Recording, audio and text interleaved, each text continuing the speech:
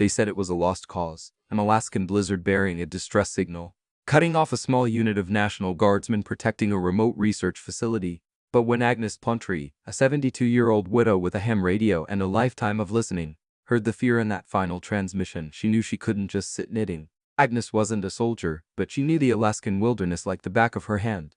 And she knew something wasn't right. What followed would force Agnes to confront a conspiracy that threatened to expose a deadly secret, or bury her beneath the Alaskan snow. They called it impossible, a rescue mission through an Arctic blizzard that had already claimed 2 aircraft and left a Navy SEAL team trapped 200 m from civilization. When Captain Hannah Viper O'Neill heard Staff Sergeant Lucas Granite Sindler's final transmission crackling through the static, "This is Bravo Team, we're done. Tell our families we tried." Every regulation said to wait for the storm to pass, but Hannah had lost teammates to bureaucratic delays before, and she wasn't about to let it happen again. She fired up her F-22 Raptor and disappeared into the Alaskan wilderness, not knowing she was flying straight into a conspiracy that would either expose the deadliest military corruption scandal in decades or add her name to the Arctic's list of the missing. Quick pause before we continue. Tell us, where in the world are you watching from? If you're enjoying these stories, make sure to hit subscribe because tomorrow's episode is absolutely mind-blowing. The wind cut through Omenorth Air Force Base like a blade forged in Hell's own foundry, carrying with it the promise of the worst storm Alaska had seen in 20 years. Captain Hannah O'Neill pressed her face against the frost-covered window of the squadron-ready room, watching ground crews battle the elements as they secured aircraft against the approaching tempest. Ice crystals had already begun forming on the F-22 Raptors lined up on the flight line, their sleek forms barely visible through the swirling snow that seemed to devour everything in its path. "Viper, you're brooding again," Major Ryan Point, O'Connor said from behind her, his voice carrying the weary tone of someone who had watched too many good pilots destroy themselves with guilt. He approached her position at the window, coffee steaming in his hands despite the cold that seemed to penetrate even the heated building. "It's been 6 months since Colorado. You can't keep carrying that weight." Hannah didn't turn around. Her reflection in the glass showed a woman who had aged years in those 6 months, her green eyes haunted by memories that played on endless repeat.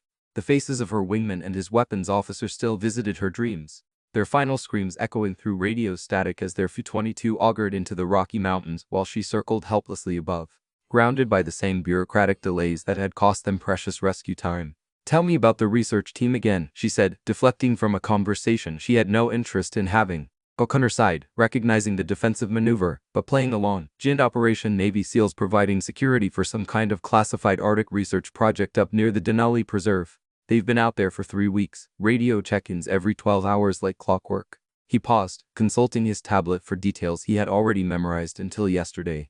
The research station had gone silent during routine evening communications, followed by a brief emergency transmission that was cut short by atmospheric interference. Standard protocol called for waiting 24 hours before declaring an emergency, giving teams time to resolve technical difficulties or weather-related communication problems. But the storm brewing outside made any rescue attempt a suicide mission for conventional aircraft. "Weather Service is calling it a once-in-a-generation event," O'Connor continued. "Sustained winds over 100 mph, visibility near zero, temperatures dropping to -60 with the wind chill. Even the pavehawks are grounded." Hannah finally turned from the window, her expression thoughtful. "What kind of research requires SEAL team security in the middle of nowhere?"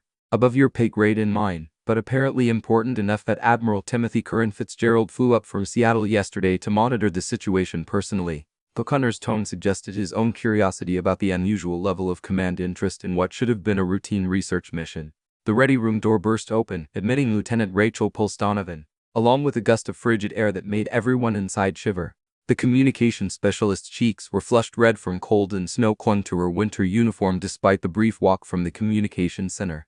"Major, you need to hear this," Donovan said, her breath forming clouds in the suddenly chilled air. She carried a digital recorder that she placed on the central table with hands that trembled slightly from either cold or excitement. "I've been monitoring emergency frequencies, trying to punch through the atmospheric interference." She pressed play, and the room filled with static punctuated by bursts of human voices barely audible above the electronic chaos. Hannah moved closer, her pilot's training automatically filtering signal from noise as she tried to make sense of the transmission. "Under heavy fire, Sullivan is down. Need immediate extraction." The voice was male professional despite obvious stress, speaking with the clipped precision of someone trained to communicate under pressure. O'Connor leaned forward. "That's not a technical malfunction." Donovan adjusted the playback controls, isolating a clearer section of the recording. This time, the transmission came through with startling clarity. "This is Bravo Team Actual. We are surrounded and taking casualties. Repeat, we are under attack by unknown forces with military equipment. Request immediate close air support and extraction. The voice that followed chilled Hannah's blood. Bravo team, this is Elmendorf base. Weather conditions prohibit any air operations. Maintain your position and wait for conditions to improve. Base, we don't have time to wait. They've got rockets and thermal imaging equipment. This isn't some random ambush. They knew we were coming. The desperation in the field team's voice was unmistakable. Bravo team, maintain radio silence and avoid compromising your position. Rescue operations will commence when weather permits. A new voice cut through the static, older and more authoritative. This is Sinclair Base. With all due respect, your rescue operation will be a body recovery mission if you wait for this storm to pass. We're fighting for our lives up here. Hannah recognized the voice immediately. Staff Sergeant Lucas Granite Sinclair had been her survival instructor during Arctic training 2 years ago. He was the kind of soldier who could find water in a desert and build shelter from snow and twigs, not someone who would panic easily or exaggerate a tactical situation. The transmission continued with increasing desperation. We've lost contact with the research team. The facility has been overrun and whatever they were working on is gone. This was a planned operation, not a random attack. Static consumed the signal for several seconds before Sinclair's voice returned. Weaker now and filled with the resignation of someone who had accepted his fate. This is Bravo team, we're done. Tell our families we tried. The recording ended, leaving the ready room in profound silence. Outside, the wind continued its assault on the base, rattling windows and making the building creak like a ship in heavy seas. When was this recorded? Hannah asked, her voice tight with controlled emotion. 47 minutes ago, Donovan replied. I've been trying to re-establish contact. But the atmospheric interference is getting worse. The storm front is moving faster than predicted. O'Connor was already reaching for his secure phone. I need to brief Colonel Reeves immediately. If there's an active firefight up there, Major, Hannah interrupted, her tone carrying the kind of quiet intensity that made everyone in the room pay attention. How long would it take conventional rescue assets to reach that position once the weather clears? O'Connor consulted his tablet, running calculations through mission planning software. Assuming the storm passes by tomorrow afternoon, we could have helicopters on site by 1-800 hours, but that's optimistic. This kind of weather system could last for days. Hannah did her own mental calculations. 47 minutes since the last transmission. Even if Sinclair's team found cover and managed to survive the immediate assault, they were facing subarctic temperatures without adequate shelter, limited ammunition, and enemies who apparently had thermal imaging equipment to track them through the storm. They'll be dead by then, she said simply. The ready room's heating system chose that moment to cycle on, filling the space with warm air that seemed inadequate against the cold reality of the situation. Everyone present understood the mathematics of survival in the Alaskan wilderness. Without shelter, human beings could survive perhaps hours in the extreme conditions outside. Even trained SEALs had limits. Dr. Diana Logic Kennedy entered the ready room carrying an armload of weather analysis reports. The military psychologist had been monitoring the situation from the intelligence center, trying to assess the psychological factors that might be affecting the trap team's decision-making. I've been analyzing the communication patterns, Kennedy said, spreading meteorological charts across the table. The team leader's stress indicators suggest they're facing an immediate and overwhelming threat. His language patterns indicate someone with extensive combat experience who has realistically assessed his chances of survival. She pointed to a topographical map showing the research station's location. The facility is positioned in a natural bowl surrounded by elevated terrain. Excellent for protecting sensitive research from observation, but tactically vulnerable if someone controls the high ground. Hannah studied the map, her pilot's eye automatically identifying approach routes and potential landing sites. The research station was located in terrain that would challenge even the most experienced helicopter pilots under ideal conditions. In the current weather, it was simply unreachable by conventional aircraft. What about non-conventional aircraft? She asked quietly. O'Connor's head snapped up, his expression immediately wary. Viper, whatever you're thinking, stop thinking it. But Hannah was already moving toward the flight planning station, her fingers flying across the keyboard as she accessed aircraft specifications and performance data. The F-22 Raptor was designed for air superiority missions, not search and rescue operations. But its advanced flight systems and exceptional performance characteristics gave it capabilities that other aircraft lacked. The F-22 can operate in weather conditions that would ground everything else, she said, her voice taking on the clinical tone she used when calculating complex intercept problems. Super cruise capability means I could reach the target area in under 40 minutes. Advanced radar and targeting systems would let me locate the team even in zero visibility conditions. And then what? O'Connor demanded. The Raptor doesn't have rescue capabilities. You can't extract personnel with a single-seat fighter. Hannah brought up tactical communications protocols on her screen. I could provide close air support, suppress the attackers, and call in precise coordinates for rescue assets by time until conventional forces can reach them. Dr. Kennedy approached the planning station, her expression thoughtful. Captain O'Neill, your psychological profile indicates a strong tendency towards self-sacrifice in situations involving perceived failure to protect teammates. Are you certain this assessment is based on tactical reality rather than emotional compensation? The question hit close to home, and Hannah felt the familiar tightness in her chest that accompanied memories of Colorado. But she forced herself to examine her motivations objectively, separating guilt from tactical necessity. Doctor, 6 months ago, I watched good people die because command was unwilling to authorize emergency operations outside normal parameters. Today I'm listening to it happen again. She turned to face the room, her green eyes reflecting the determination that had made her one of the Air Force's most effective pilots. The difference is that today I have the capability to do something about it. Kokoner moved to block her path toward the door. Viper, I can't authorize an unauthorized combat mission. The weather alone makes it suicide, and we don't even know what kind of enemy force is up there. Then don't authorize it, Hannah replied calmly. I'm not asking for permission.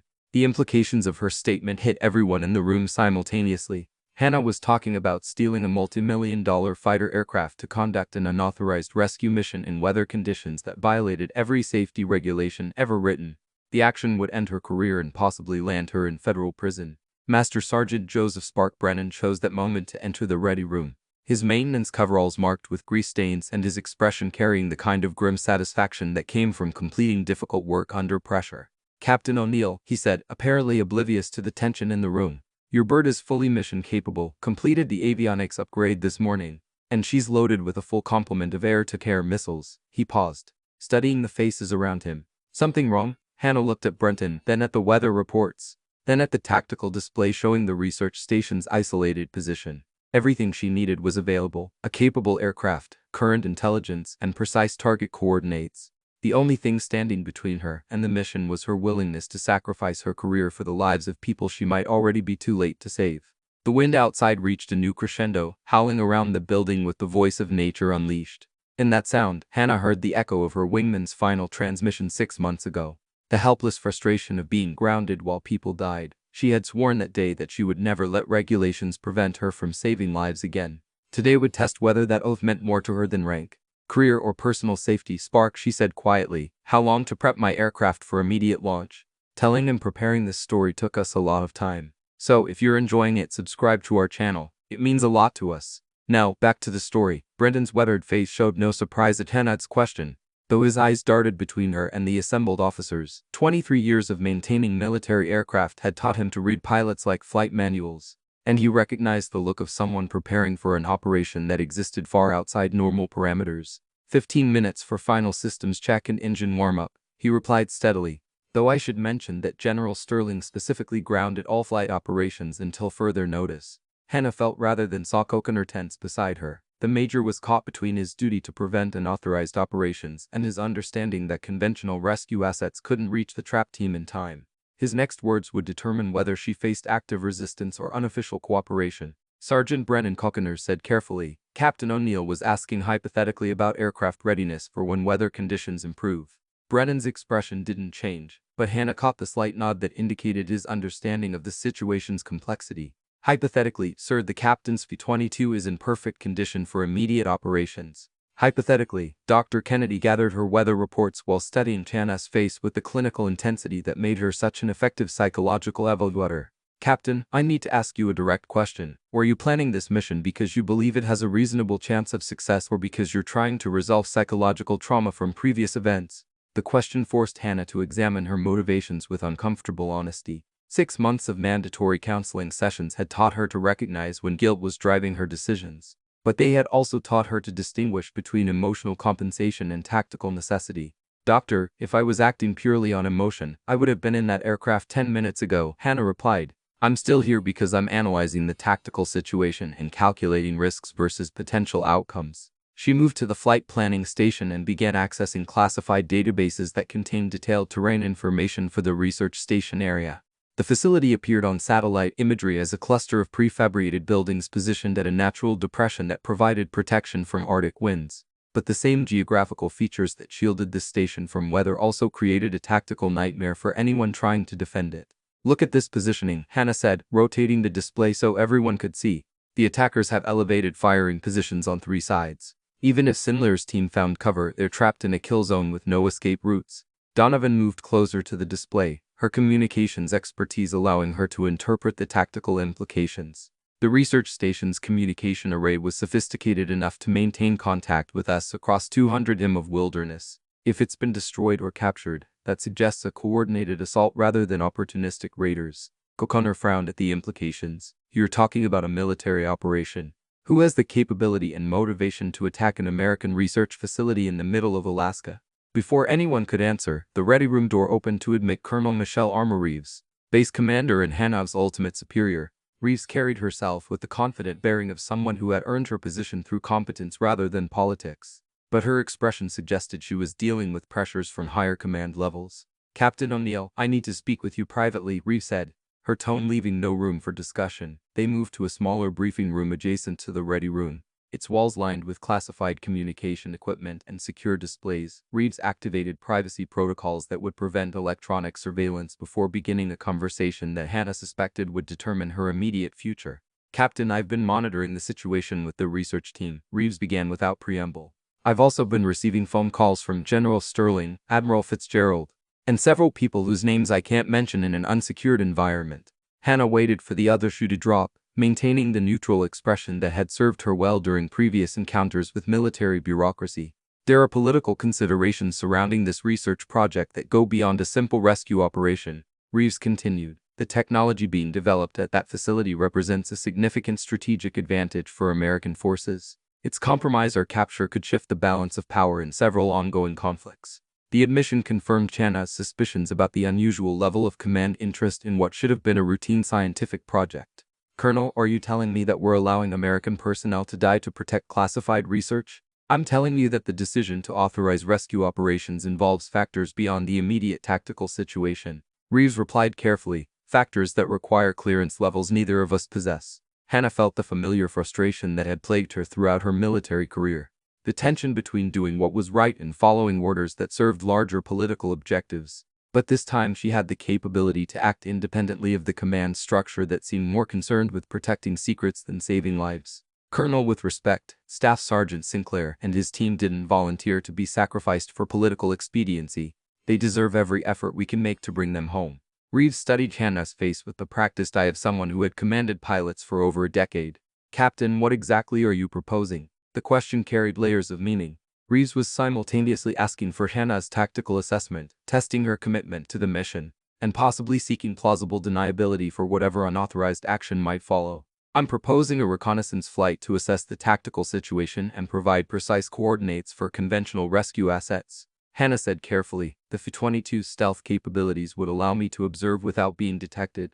Its advanced sensors could locate survivors and identify enemy positions. And if you encounter active hostile fire, then I would defend myself according to standard rules of engagement while gathering intelligence about enemy capabilities and intentions. Reeves was silent for several seconds, apparently weighing political risks against operational necessities. When she finally spoke, her voice carried the resignation of someone who had decided to prioritize conscience over career advancement. Captain O'Neill, you are specifically ordered not to conduct any unauthorized flight operations, she said formally. Then, in a quieter tone, she added, however, I will be attending a classified briefing with General Sterling for the next 2 hours. During that time I won't be available to monitor flight line activities. Hannah understood the implicit message. Reeves was providing her with a window of opportunity while maintaining official deniability. It was a career-ending risk for both of them, but it was also the right thing to do. Colonel, I understand your orders completely. They returned to the ready room where the assembled personnel were monitoring weather updates and communication attempts. The storm had intensified beyond all predictions with sustained winds now exceeding 120 mph and visibility reduced to less than 50 feet. Even ground operations would be impossible in such conditions. Dr. Kennedy looked up from her psychological evaluation reports as they entered. Captain, I've completed my assessment of your fitness for emergency operations. While I have concerns about your emotional motivations, I believe your tactical judgment remains sound and your piloting skills are adequate for the mission you're contemplating.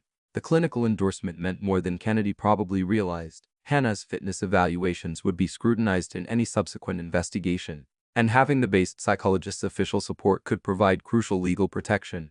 Brennan approached with his maintenance tablet displaying the F-22's current status. "Captain, your aircraft is fully operational, all systems are green, fuel is at maximum capacity, and weapon systems are armed and ready." He paused meaningfully. "The aircraft is currently in Hangar 7, which provides protection from weather during engine start procedures." Hannah gathered her flight gear from her personal locker: survival suit, helmet, oxygen equipment, and emergency provisions designed for Arctic operations. Each piece of equipment represented another step toward a point of no return that would either save 6 lives or end her military career. Donovan approached with a handheld radio modified for encrypted communication. "Captain, this is programmed with emergency frequencies that might punch through atmospheric interference. If you encounter the research team, this could reestablish communication links."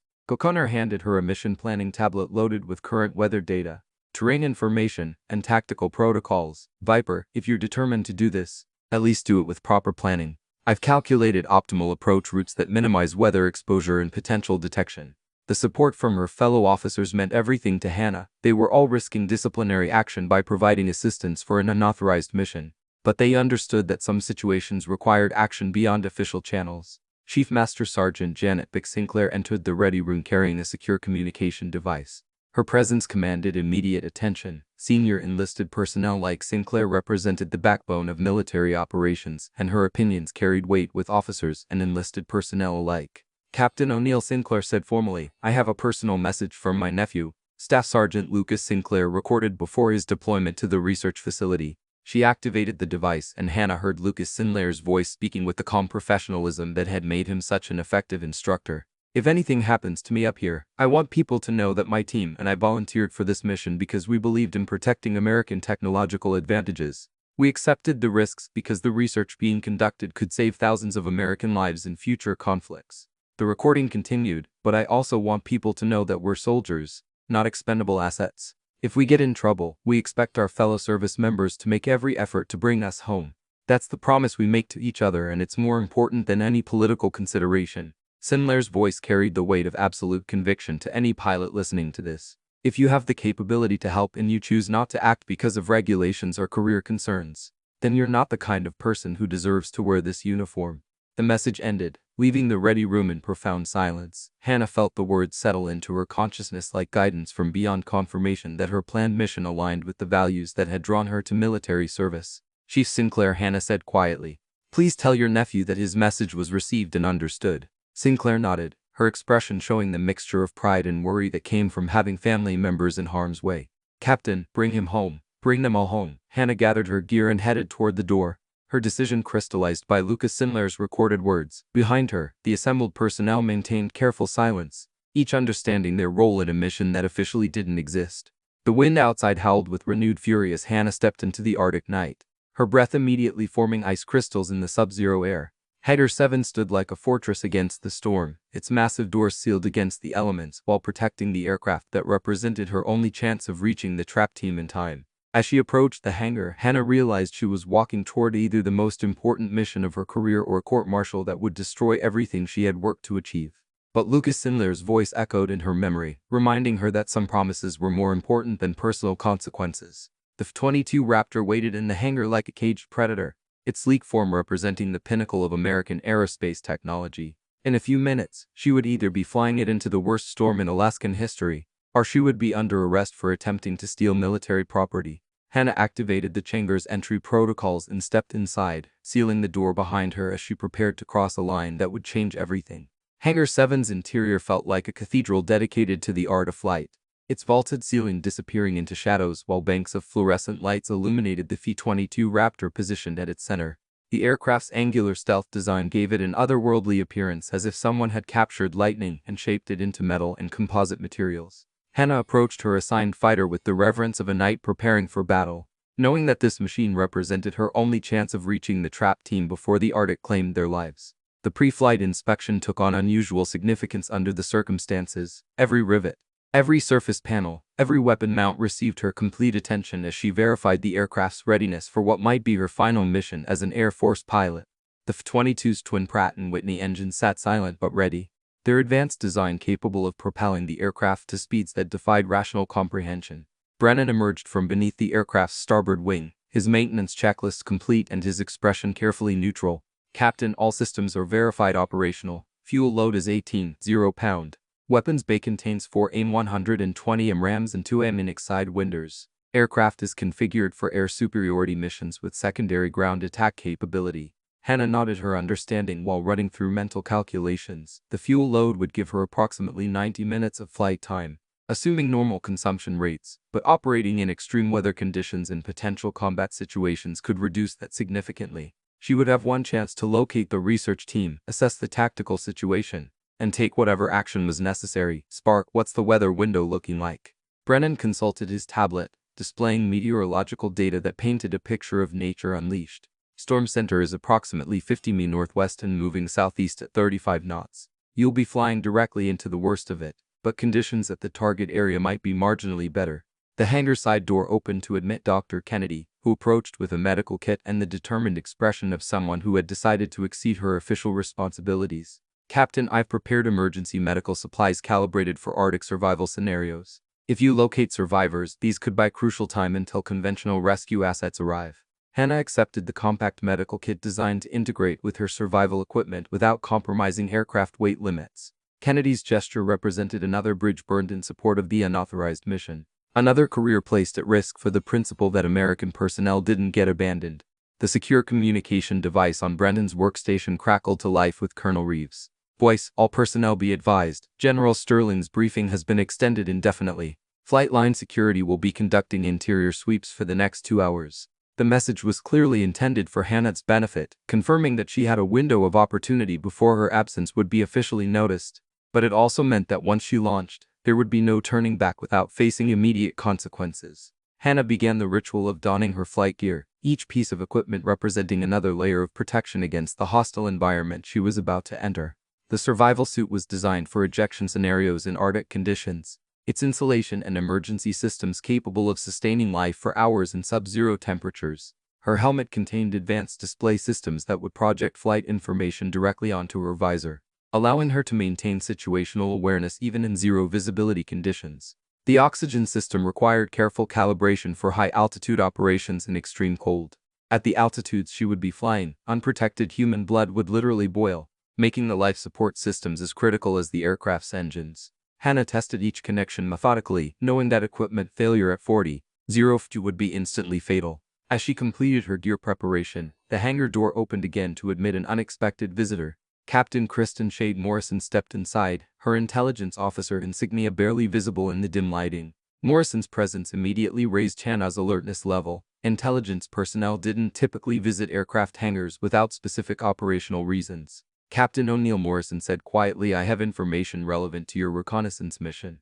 The careful use of terminology confirmed that Morrison understood the unofficial nature of Hannah's planned flight while providing her with legal protection through plausible interpretation. What kind of information? Hannah asked, pausing in her equipment check. Morrison activated a tablet displaying satellite imagery that was clearly classified above Hannah's normal access level.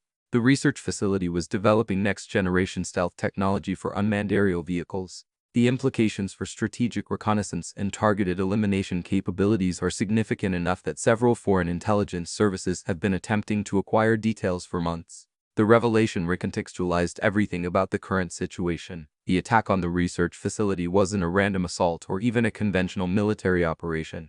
It was an intelligence-gathering mission designed to steal technology that could shift the balance of power in future conflicts. Captain Morrison, how do you have access to this information? Morrison's expression became carefully neutral. There are individuals within the intelligence community who believe that operational security sometimes requires actions beyond normal channels.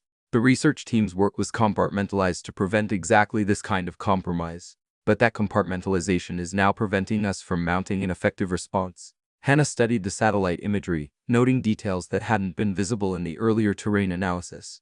The research facility was larger than initial reports suggested, with underground components that would be difficult to assault or destroy from surface positions. If enemy forces had captured the facility intact, they might have access to research data worth billions of dollars and thousands of American lives. What am I looking at in terms of enemy capabilities? Hannah asked.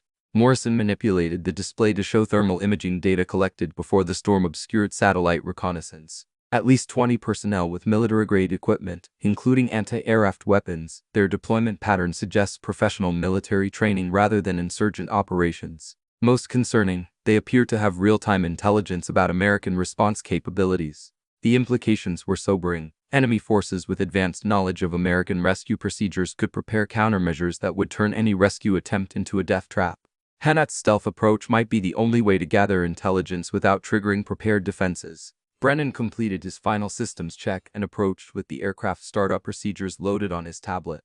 Captain, weather conditions are deteriorating rapidly. If you're going to launch, it needs to be within the next 15 minutes. Hana climbed into the F-22's cockpit, settling into the ejection seat that had been precisely adjusted for her body dimensions and flying preferences. The aircraft's interior was a marvel of engineering efficiency, every control and display positioned for maximum effectiveness during high-stress combat operations. She began the startup sequence that would bring 35.0 pounds of thrust and the most advanced avionics suite ever created under her direct control. The twin engines spun up with a whisper rather than a roar, the F-22's design minimizing acoustic signatures that could compromise its stealth characteristics. Hana felt the familiar thrill of commanding an aircraft that represented the absolute pinnacle of human technological achievement, a machine capable of performance that seemed to violate the laws of physics. Morrison leaned against the cockpit rail, her voice lowered for privacy. Captain, there's something else you need to know. The attack on the research facility occurred approximately 30 minutes after a scheduled communication with higher command. Someone with access to operational scheduling provided enemy forces with precise timing information. The revelation hit Hana like a physical blow. The research team hadn't been the victim of a random assault or even sophisticated intelligence gathering. They had been betrayed by someone within the American command structure. Someone with access to classified scheduling information and communication protocols. Are you telling me we have a traitor in the system? I'm telling you that this operation was compromised from the inside and that compromise may extend to current rescue planning efforts. Morrison replied carefully, your unauthorized approach may be the only way to gather intelligence without alerting hostile forces to American response capabilities. Hana absorbed this information while completing her pre-flight checklist, each system verification now carrying additional significance. She wasn't just conducting an unauthorized rescue mission, she was potentially investigating treason that had already cost American lives and could cost many more if the stolen technology reached hostile forces. The chamber's massive doors began sliding open, their movement controlled by Brennan from a wall-mounted console. Arctic wind immediately howled through the opening, carrying snow and ice that reduced visibility to mere feet. The storm waiting outside was unlike anything Hana had encountered in years of flying in adverse conditions. Brennan's voice came through her headset as he completed the final pre-launch checklist. Captain, Weather Service is reporting sustained winds of 130 mph with gusts to 160. Visibility is 0 and icing conditions are severe. Are you certain about this? Hana looked through her canopy at the wall of white that had replaced the normal view of Elmenkor's flight line. Every regulation ever written prohibited flight operations in such conditions. Every safety protocol demanded that she shut down the engines and wait for the storm to pass. But Lucas Sinlair's voice echoed in her memory, reminding her that soldiers expected their fellow service members to make every effort to bring them home.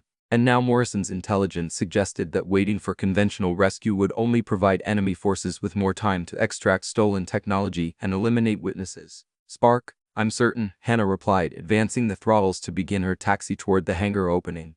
The F-22 rolled forward into conditions that would have grounded any other aircraft in the Air Force inventory. Snow and ice pelted the canopy with machine gun intensity while crosswinds tried to push the 27-ton fighter sideways across the taxiway. Hana fought the controls constantly, her years of experience the only thing preventing the aircraft from becoming an uncontrolled missile sliding across the flight line.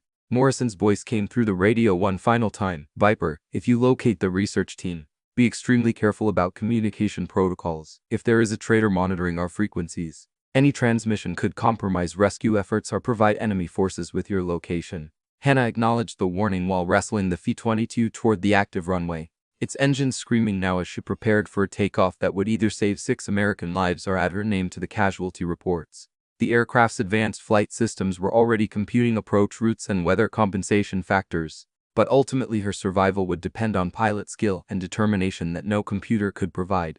As she lined up on runway 5, Hana realized she was about to attempt something that no F-22 pilot had ever tried, a combat takeoff in weather conditions that were beyond the aircraft's tested operational parameters. If the engines flamed out or the flight controls iced over, she would have approximately 12 seconds to eject before impacting the ground.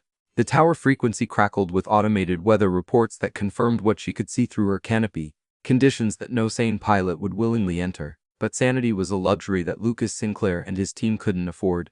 Hannah pushed the throttles to full afterburner and released the brakes, committing herself and her aircraft to a mission that would either expose the deadliest conspiracy in recent military history or kill her in the attempt.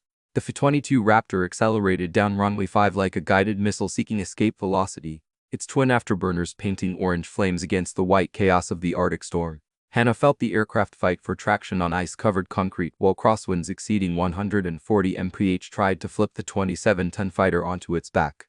Her hands moved across the controls with practiced precision, making constant corrections that kept the aircraft tracking straight despite forces that should have made takeoff impossible. At 180 knots indicated airspeed, the F-22's advanced flight control computers began indicating that flight was theoretically possible, though every warning system in the cockpit was screaming protests about operating conditions far beyond tested parameters. Hannah pulled back on the stick, feeling the aircraft struggle to separate from the runway as turbulence tried to slam it back onto the ground. The moment of liftoff felt like breaking free from gravity itself. 1 second, the F-22 was a ground-bound machine fighting ice and wind. The next it was transformed into its natural element, climbing through layers of storm clouds with the determination of something that had been designed to conquer hostile skies. Hannah retracted the landing gear and immediately began a climbing turn toward the northeast. Her aircraft now committed to a flight path that would take her directly into the heart of the worst weather system Alaska had seen in decades. At 15,000 feet, the aircraft penetrated the storm's core layers where wind speeds exceeded anything recorded by meteorological instruments. The F-22 bucked and rolled through turbulence that would have torn apart lesser aircraft. Its composite airframe and advanced flight controls the only things preventing structural failure. Hannah fought to maintain controlled flight while ice accumulated on surfaces despite the aircraft's anti-icing systems, each crystal adding weight and changing the aerodynamic characteristics that kept her airborne.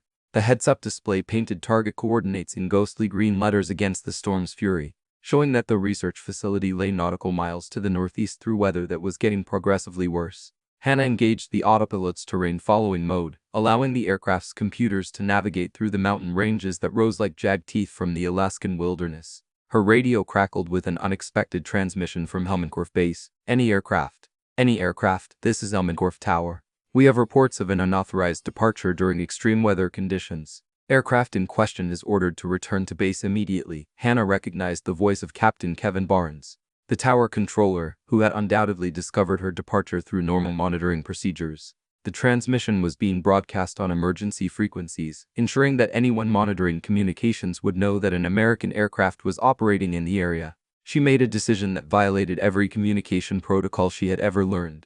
She switched off her radio entirely. Morrison's warning about potential security compromises meant that any transmission could reveal her position to hostile forces, and maintaining radio silence would preserve her stealth advantages while denying intelligence to enemy forces who might be monitoring American frequencies. At 25,000 feet, the F-22 broke through the storm's upper layers into air that was merely turbulent rather than actively trying to destroy her aircraft. Stars appeared through breaks in the cloud cover, their light providing navigation references that her instruments confirmed were accurate despite the electromagnetic interference generated by the storm below. Hannah activated the aircraft's advanced radar systems configured for air-to-air detection modes that could identify threats at ranges exceeding 100 nautical miles. The scope remained clear of hostile contacts, but she knew that enemy forces with sophisticated equipment might have their own stealth capabilities or electronic countermeasures designed to defeat American sensors.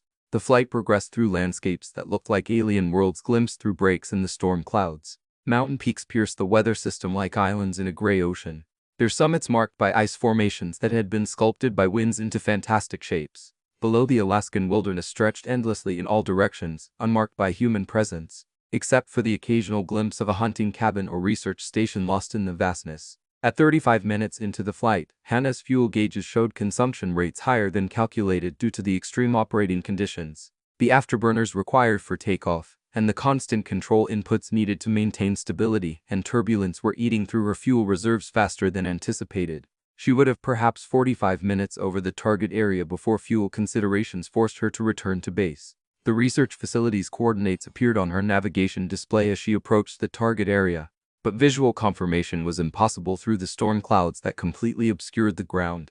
Hannah descended through layers of ice and snow that reduced visibility to zero, while her aircraft's terrain avoidance systems painted warnings about mountain peaks that rose dangerously close to her flight path.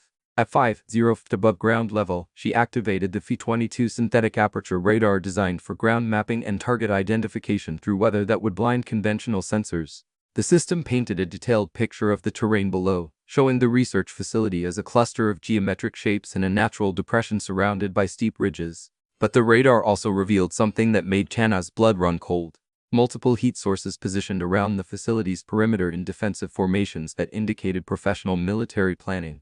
The enemy forces weren't just occupying the research station, they had established sophisticated defensive positions designed to repel rescue attempts. More concerning, several of the heat signatures appeared to be mobile anti-aircraft systems, their distinctive radar emissions indicating surface-to-air missile capabilities that could threaten even her stealth aircraft if she approached carelessly. The enemy had prepared for exactly the kind of rescue mission she was attempting.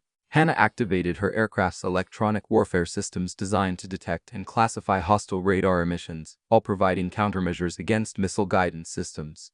The scope immediately lit up with contacts that painted a comprehensive picture of enemy capabilities. At least 4 different radar systems, multiple communication nodes, and what appeared to be a command center coordinating the entire operation. She descended to 20 feet above ground level using terrain masking to approach the facility while remaining below the radar horizon of most surface-to-air missile systems. The F-22's stealth characteristics would make her difficult to detect even at close range, but she couldn't remain invisible indefinitely if enemy forces were actively searching for aircraft.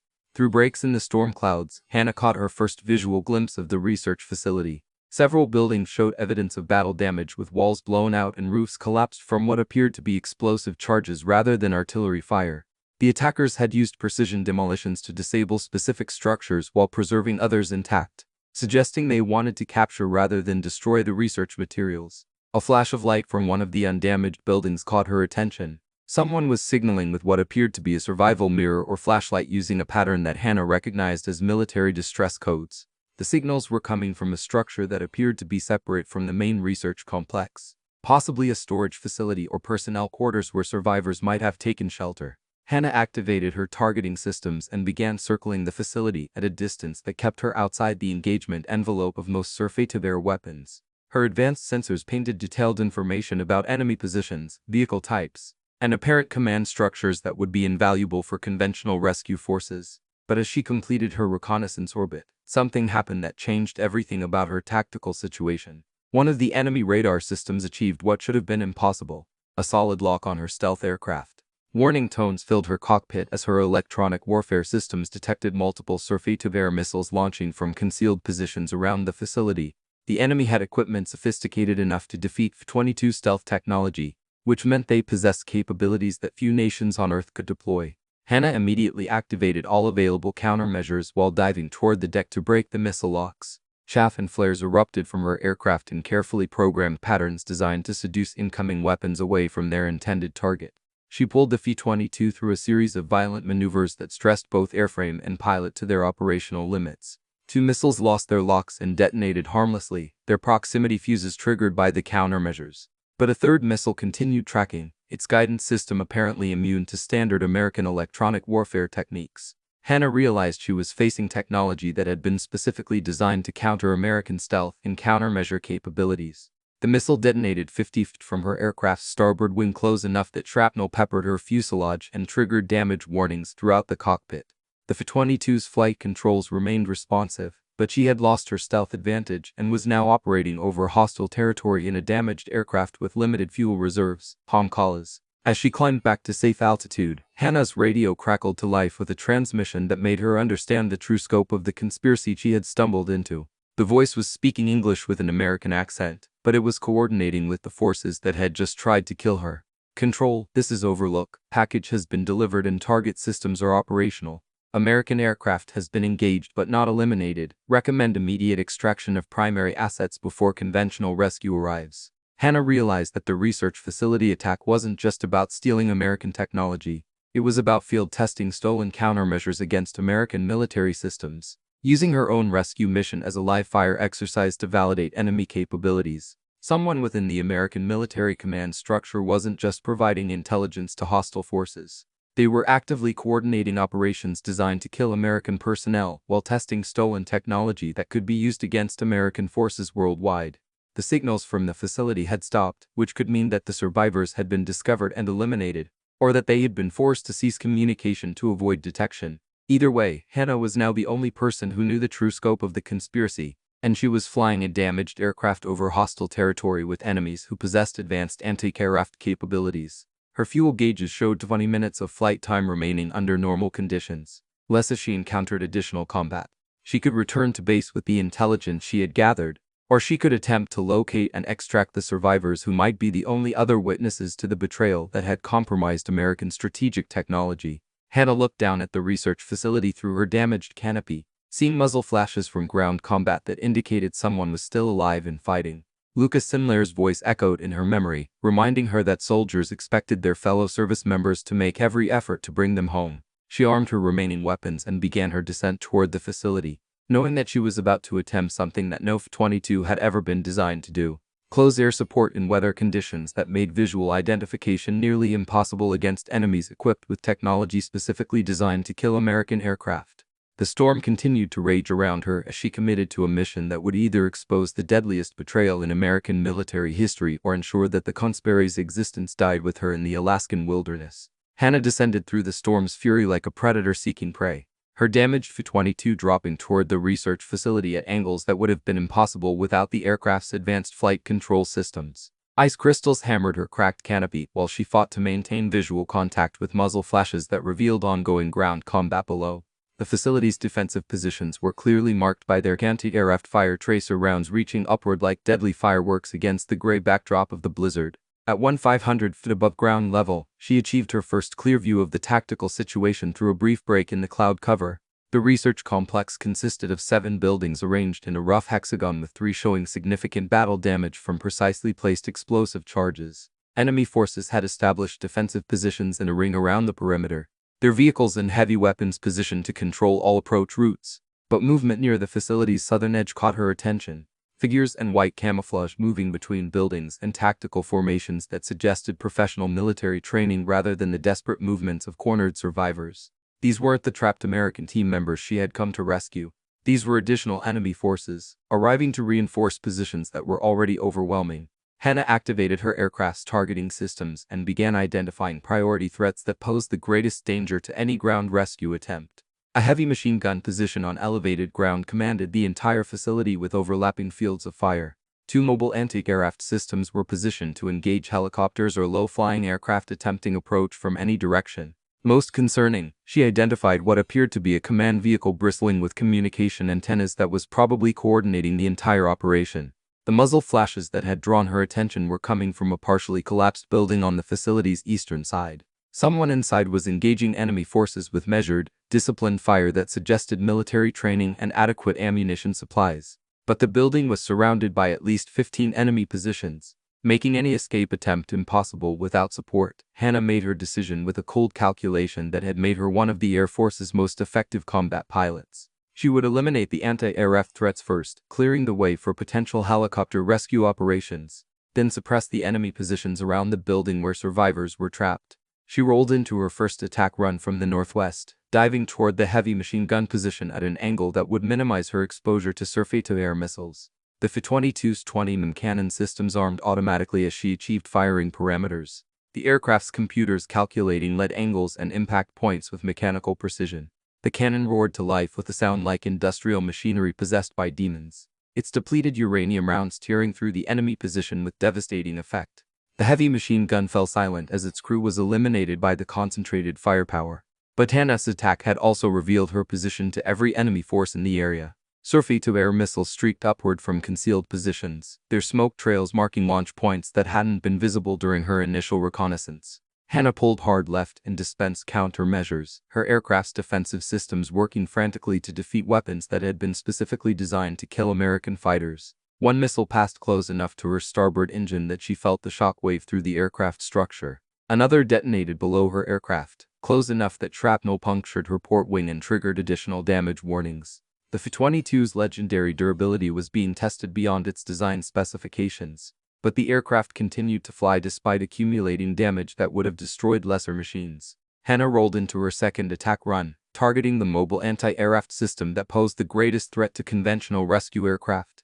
This time, enemy forces were ready for her approach, and concentrated small arms fire created a wall of tracer rounds that lit up the storm like deadly lightning. She triggered a burst of cannon fire that walked across the anti-aircraft position, watching with grim satisfaction as the vehicle erupted in flames and secondary explosions. But her victory was short-lived as another surface-to-air missile achieved luck and began tracking her aircraft with guidance systems that seemed immune to her electronic countermeasures. The missile detonated directly beneath her aircraft, close enough that the explosion lifted the F-22 violently upward while peppering the fuselage with shrapnel. Warning lights cascaded across her instrument panel as hydraulic systems failed and flight control computers began compensating for damage that threatened the aircraft's controllabilities. Hannah fought to maintain level flight while assessing her aircraft's condition. The port engine was running rough, possibly damaged by shrapnel ingestion. Her fuel leak had worsened, reducing her remaining flight time to perhaps 10 minutes. Most critically, her flight control systems were operating in degraded mode, requiring constant pilot input to maintain stable flight. But her attacks had achieved their primary objective. The heavy weapons that posed the greatest threat to rescue operations had been eliminated, and enemy forces were now focused on dealing with her aircraft rather than maintaining their siege of the trapped survivors. Ground combat intensified around the partially collapsed building as the besieged Americans took advantage of the distraction to engage enemy positions with renewed aggression. Hannah could see muzzle flashes from multiple weapons, suggesting that several team members were still alive and fighting with the desperation of people who knew rescue was finally within reach. She attempted to establish radio contact with the ground team, activating emergency frequencies that might penetrate the atmospheric interference. "Bravo team, this is Air Force Rescue. If you can hear this transmission, hop smoke or signal your position for extraction coordination." Static answered her for several seconds before a weak voice broke through the interference. "Air Force Rescue, this is Sinclair. We're in the communications building, eastern side of complex. 4 personnel still mobile, 2 wounded, requiring immediate medical attention." Lucas Sinclair's voice carried the strain of prolonged combat, but his words were clear and professional despite the obvious stress. "Air Force, be advised, enemy forces have advanced anti-aircraft capabilities and real-time intelligence about American rescue procedures. This operation was compromised from the beginning." Hannah's suspicions about internal betrayal were confirmed by someone who had witnessed the conspiracy firsthand. "Sinclair, copy your transmission. Can you identify extraction requirements and timeline?" "Negative on ground extraction," Sinclair replied. "Enemy forces control all approach routes and have heavy weapons positioned to engage rescue helicopters. We need suppressive fire to break contact and move to alternate extraction site."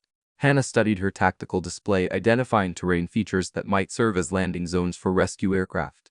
A frozen lake approximately 2 mi northeast of the facility offered the best possibilities. Flat ground, adequate size for helicopter operations, and terrain masking that would provide some protection from anti-aircraft fire. "Sinclair, I'm going to suppress enemy positions around your building. When I make my run, move northeast toward the lake. Coordinates follow." She transmitted the landing zone location using encrypted protocols while maneuvering for her next attack.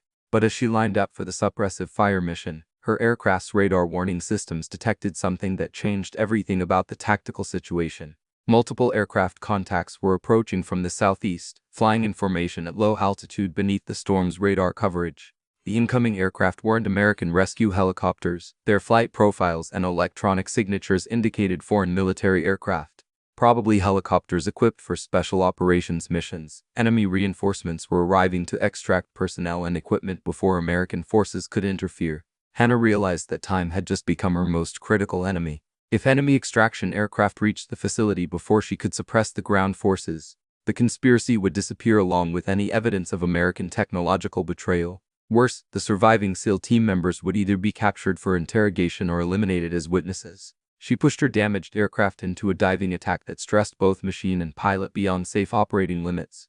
The F-22's cannon systems fired continuously as she strafed enemy positions around the communications building, her depleted uranium rounds tearing through defensive positions with systematic efficiency. Enemy return fire was immediate and concentrated. Assault rifles, machine guns, and rocket-propelled grenades created a cone of destruction that reached upward like the wrath of an angry god. Hannah felt impacts throughout her aircraft as bullets and shrapnel found gaps in the F-22's armor, each hit adding to the cumulative damage that was slowly destroying her ability to remain airborne.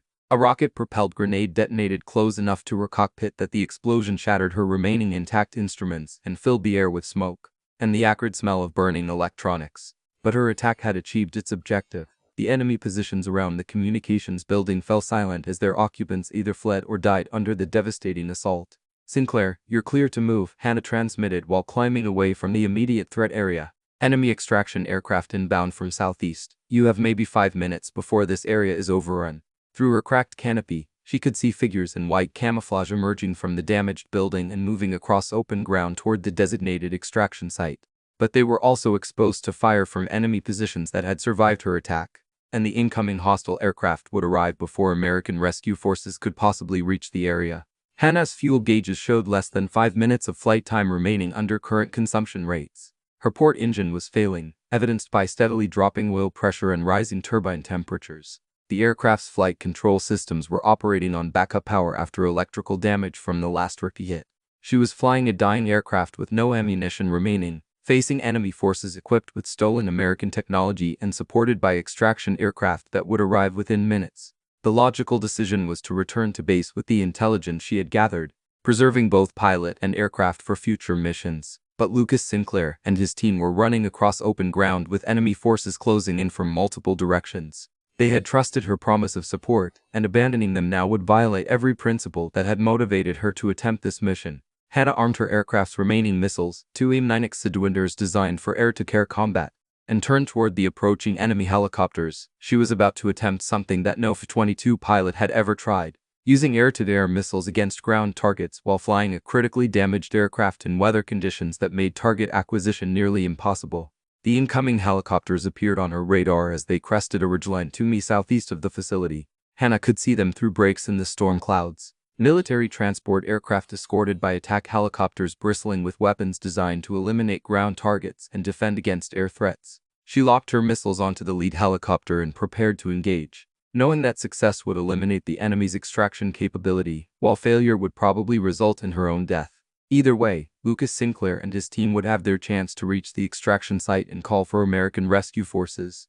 The storm continued to rage around her as she committed her dying aircraft to one final attack that would determine whether the conspiracy she had uncovered would be exposed or buried forever in the Alaskan wilderness. The AIM-9X Sidewinder missiles separated from Hannah's failing F-22 with the precision of surgical instruments designed for killing their advanced seekers, immediately acquiring the heat signatures of the enemy helicopters despite the interference from the Arctic storm. She watched the weapons streak downward through layers of snow and ice, their exhaust trails marking deadly trajectories toward targets that had no idea death was approaching at 3 times the speed of sound.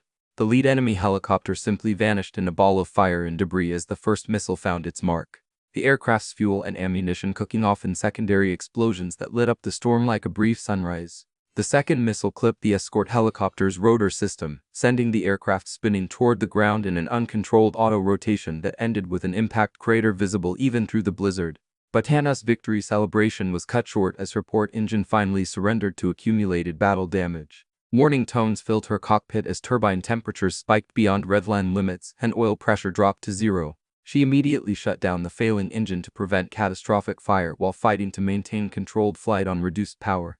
The F-22 shuddered and yawned as a symmetric thrust tried to send her into an unrecoverable spin. Hannah's hands moved across the controls with practiced precision, using manual trim adjustments and careful throttle management to keep her aircraft airborne despite operating conditions that would have been impossible for most pilots to survive. Her fuel gauges showed 2 minutes of flight time remaining, possibly less given the increased consumption required to maintain flight on a single engine. She had eliminated the immediate extraction threat, but enemy ground forces were still converging on the location where Sinclair's team was attempting to reach the designated landing zone. "Sinclair, enemy extraction birds are down," she transmitted while struggling to maintain altitude.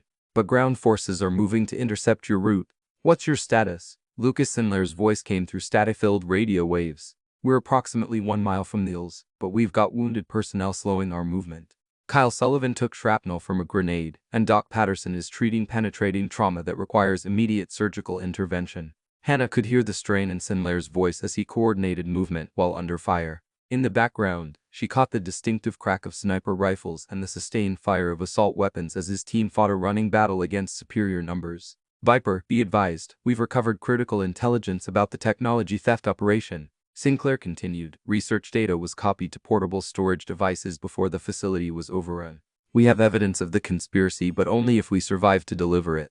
The intelligence Sinclair's team had recovered could expose the entire network of traitors who had betrayed American military technology to hostile forces. but that evidence would die with them if Hannah couldn't provide enough support to get them to the extraction site alive. She banked her crippled aircraft toward the enemy ground forces that were pursuing Sindler's team, knowing that her remaining flight time was measured in seconds rather than minutes. The F-22's cannon ammunition was exhausted, her missiles were expended, and her aircraft was operating on borrowed time with systems failing throughout the airframe. But she still had one weapon that no enemy force could defend against. 27 tons of aircraft traveling at 400 mph. Hannah pushed her remaining engine to maximum power while descending toward the largest concentration of enemy vehicles. The maneuver was essentially suicide, but it would eliminate enough hostile forces to give Sindler's team a fighting chance of reaching the landing zone. Through her shattered canopy, she could see enemy soldiers diving for cover as they realized an American fighter was making a kamikaze run directly at their position. Vehicle engines roared to life as drivers attempted to escape the impact zone. But Hannah had already calculated intercept courses that would maximize the destructive effect of her aircraft's inevitable crash. At 500 feet above ground level, her starboard engine began showing signs of imminent failure as battle damage finally overcame the F-22's legendary durability. Hannah fought to maintain her attack heading while engine temperatures climbed past emergency limits and hydraulic pressure dropped towards zero. But salvation arrived in the form of radio transmissions that cut through atmospheric interference with startling clarity. "Viper, this is rescue flight. We have 4 Pavehawks inbound your position with full combat escort." At 3 minutes, Colonel Michelle Reeves' voice followed immediately. "Captain O'Neill, you are ordered to break off your attack and proceed to the nearest suitable landing area. Conventional rescue forces are taking over this operation." Hannah felt a mixture of relief and frustration as she realized that unauthorized rescue forces were finally arriving. Reeves had obviously ignored General Sterling's orders and launched a full-scale rescue operation based on Hannah's intelligence reports. But 3 minutes might be too long for Sindler's team to survive against the enemy forces that were closing in on their position. "Rescue flight, be advised, enemy forces have advanced anti-aircraft capabilities," Hannah transmitted while pulling up from her suicide dive. They'd successfully engaged stealth aircraft and possess weapons specifically designed to defeat American countermeasures. The lead Pavehawk pilot acknowledged her warning with professional calm. "Roger, Viper, we're configured for heavy threat environments and have Apache escort with full ordnance loads. Can you provide targeting data for priority threats?" Hannah activated her aircraft's targeting systems one final time using her advanced sensors to identify enemy positions that posed the greatest danger to incoming rescue helicopters. Despite extensive battle damage, the F-22's electronic suite was still functioning well enough to paint detailed pictures of enemy deployments. "Rescue flight, I'm transmitting coordinates for 12 active anti-aircraft positions and approximately 40 enemy personnel in defensive formations," she said while her aircraft's computers processed targeting data. "Primary threats are mobile SAM sites at coordinates Alpha and Charlie." Below her, the tactical situation was developing rapidly as enemy forces realized that their extraction helicopters had been destroyed and American rescue forces were approaching. Some units were attempting to establish new defensive positions while others appeared to be preparing for immediate withdrawal from the area. But Lucas Sindler's team was still trapped between competing enemy forces, fighting for survival while carrying intelligence that could expose the entire conspiracy. Hannah could see muzzle flashes from their position near a frozen stream that marked the halfway point to the landing zone. Her aircraft's remaining engine finally surrendered to accumulated damage, the turbine ceasing with a grinding sound that she felt through the entire airframe. The F-22 immediately began losing altitude as it transformed from a powered aircraft into a gliding projectile with extremely poor aerodynamic characteristics. Hannah had perhaps 30 seconds of controlled flight remaining before she would be forced to eject or attempt a dead-stick landing in terrain that offered no suitable options. But those 30 seconds might be enough to provide one final service to the people she had risked everything to save. She aimed her gliding aircraft at the enemy command vehicle that had been coordinating the entire operation, its communication antennas making it clearly identifiable even through the storm. If she could eliminate the command and control node, the remaining enemy forces would lose coordination and become easier targets for the incoming rescue aircraft. The F-22 descended toward its target like a guided missile, its pilot maintaining control through a combination of skill and determination that bordered on the supernatural. Enemy ground fire reached upward in desperate attempts to destroy the aircraft before impact. But Chanat's approach angle kept her below the engagement envelope of most weapons. At 200 feet above ground level, she achieved a target solution that would ensure maximum damage to the enemy command structure. The F-22's impact would eliminate not only the command vehicle, but also the portable servers and communication equipment that enemy forces were using to coordinate their operations. But as she prepared for impact, the distinctive sound of rescue helicopters penetrated the storm's fury. 4 Pavehawks appeared through the snow clouds in tactical formation. their door gunners already engaging enemy positions with devastating effectiveness. Behind them, Apache attack helicopters unleashed Hellfire missiles and 30 cannon fire that transformed the landscape into a zone of systematic destruction. Hannah realized that her sacrifice was no longer necessary. The rescue force had arrived with enough firepower to suppress enemy resistance and extract Sinclair's team safely. She could eject from her aircraft and trust that American forces would control the situation from this point forward. She reached for her ejection seat handles while her aircraft continued its glide toward the ground. Knowing that she had approximately 5 seconds to initiate the escape sequence before her altitude became insufficient for safe ejection. The Martin Baker ejection seat was designed to function under extreme conditions, but it had limitations that she was rapidly approaching. As her hand closed around the ejection handle, movement below caught her attention. Enemy forces were retreating toward a concealed helicopter that had somehow avoided detection during her earlier reconnaissance. The aircraft was larger than the transport helicopter she had destroyed, possibly capable of carrying both personnel and the stolen research data that represented the conspiracy's ultimate objective. If that helicopter escaped with the evidence of American technological betrayal, the traitors within the military command structure would remain protected while enemy forces gained access to stealth countermeasures that could neutralize American air superiority worldwide. Hannah made her final decision with the cold calculation that had defined her entire military career. Instead of ejecting to safety, she adjusted her aircraft's glide path toward the concealed helicopter, accepting certain death to prevent the escape of intelligence that could cost thousands of American lives in future conflicts. The F-22 impacted the enemy helicopter at 300 mph, the collision creating an explosion that was visible for miles despite the blinding storm. Both aircraft were completely destroyed along with any personnel or equipment they contained. But Hannah's sacrifice had achieved its objective. The conspiracy's evidence was secure. The enemy extraction capability was eliminated, and Lucas Sinclair's team was fighting their way toward rescue helicopters that finally had the firepower to suppress all remaining resistance. As the rescue operation unfolded below, Hannah's final transmission echoed through the static of the Arctic storm. Rescue flight. This is Viper. Mission accomplished. Bring them home. The explosion from Hannah's final impact painted the Arctic landscape in orange and red, flames rising through the storm like a funeral pie for heroes and villains alike. Staff Sergeant Lucas Sinclair pressed himself against the frozen ground as debris rained down around his position. Metal fragments from both aircraft, creating a deadly shower that forced his team to seek cover behind whatever natural barriers they could find. Vipers down, he transmitted to the approaching rescue helicopters, his voice carrying the weight of someone who had just witnessed ultimate sacrifice. Aircraft destroyed on target. Enemy extraction capability eliminated. The lead Hog pilot, Chief Warrant Officer Sarah Storm Martinez, acknowledged the transmission while maneuvering her aircraft through defensive fire that seemed to come from every direction. Her 22 years of flying rescue missions in hostile environments had prepared her for situations that would terrify civilian pilots. But the combination of extreme weather and sophisticated enemy defenses pushed even her considerable skills to their limits. Bravo team, this is Rescue 1. We have visual on your position. Prepare for immediate extraction. Ulz is hot. Repeat, Ulz is hot. Martinez brought her helicopter down through layers of ice and snow that reduced visibility to mere yards while her door gunners engaged enemy positions with disciplined fire. The Pavewalk's defensive systems worked continuously to defeat surface-to-air missiles that stray upward from concealed positions. Chaff and flares, creating a protective umbrella around the aircraft. Behind her, 3 additional rescue helicopters descended in tactical formation while Apache attack helicopters provided devastating cover fire.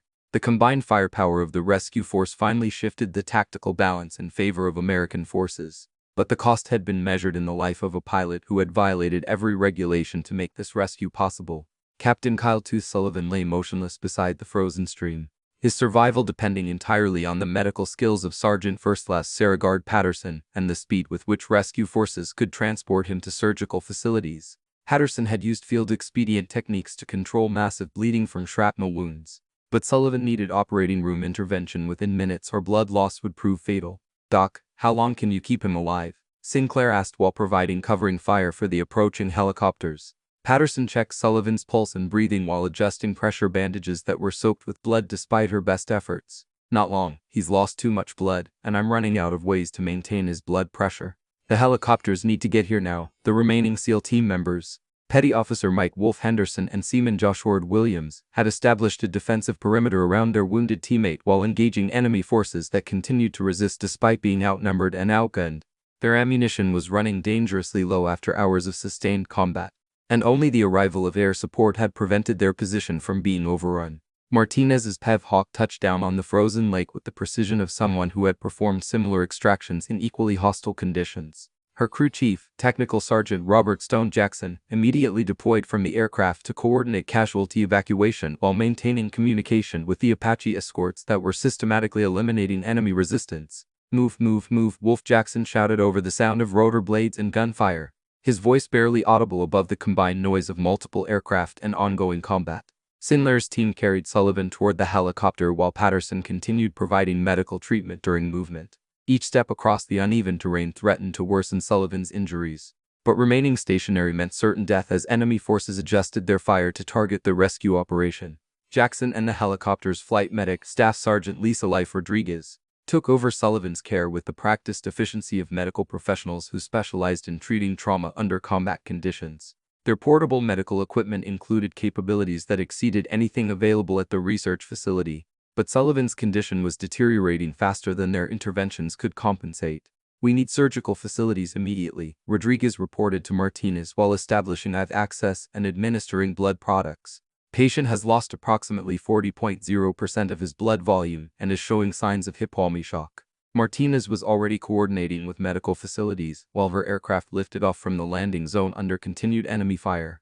"Medical control. This is Rescue 1 with priority trauma patient. Request immediate clearance to Allendorf Base Hospital with surgical team standing by."